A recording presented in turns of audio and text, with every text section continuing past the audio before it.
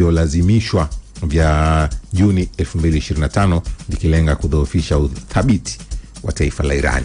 Kwa mtazamo wa Iran Mtei ni kwamba wanasema kwamba yale maandamano yameongozwa na watu kutoka Israel na yamechochewa zaidi kwenye mitandao ya kijamii na walikuwa naungwa mkono na Mossad.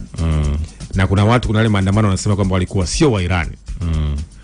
Sawa, walikuwa sio wa Iran.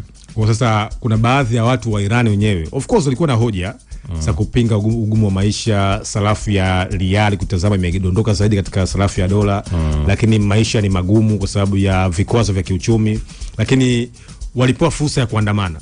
Lakini maandamano yakageuka kuwa ni kama kutishia kuangusha utawala wa Ayatollah Khamenei. Watu 3117 of course ni watu wengi kutazama na wananchi wengi ambao walikuwa hawana hatia.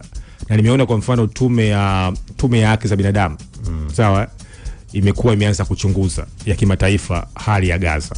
Kwa sababu tunafahamu baada ya mtandao kuzimwa kule Iran ulivorudi sasa tukaanza kuona hizo footage za mtandaoni nini ambacho kinachoendelea.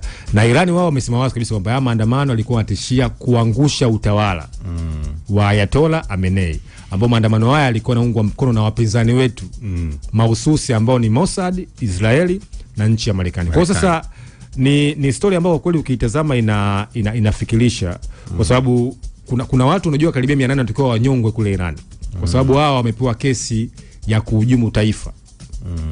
Tumeshuhudia wiki iliyopita ile kesi ikapita kwamba hawatanyongwa baada ya Trump kusema kwamba nimesikia watu wa Irani hawatawanyonga, mimi sitavamia tena katika nchi yao. Kwa hiyo na nimeona wakati tunamaliza nimeona kauli ya kamanda wa jeshi la walinzi wa mapinduzi ya Kiislamu pale Irani wanaitwa IRGC. Yeye anasema ametoa kwanza onyo kwa Marekani, lakini kauli yake ambayo imewashangaza wengi, amesema shambulio lolote kuanzia sasa litakaloigusa Irani wao watadili na Marekani.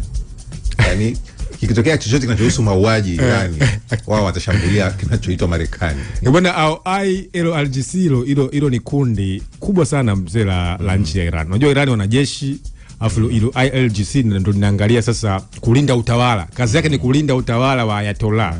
Yes, tangu mapinduzi mwaka 79. Kwa hiyo vile hilo nao ni onyo. Na nimeona katika hizo wiki tatu Iran wanajiamini zaidi, sio na nini. Wamekuwa wakiwa hata kama ni kama wapo tayari kwa vita vile.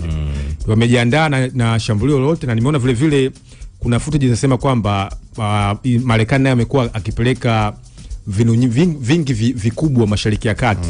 Kwa hiyo kuna wengine wanasema kwamba kuna surprise kubwa ya vita kati ya Irani na Marekani ikatokea. Bwana, sisi tutaendelea kuwepo hapa mpaka 3 kamili za asubuhi. Tutakaporejea itakuwa ni muda mzuri kwa ajili ya wino mzito. Yako mengi yaliyoandikwa kwenye magazeti, lakini pia yapo yaliyoandikwa kupitia mitandao ya kijamii na yamejadiliwa sana. Sisi ndio kazi yetu kuyajadili na kuyachambua hapa na kusoma maoni yako pia kupitia 0683802966 na wale ambao mnatuandikia kwenye ukurasa wetu wa YouTube tutakuja kuyasoma kwa undani kabisa. Mimi ni Exaudi Mtei, huyu ni Godfrey Mchungu. Sisi tupo mpaka 3 kamili za asubuhi. Morning Express.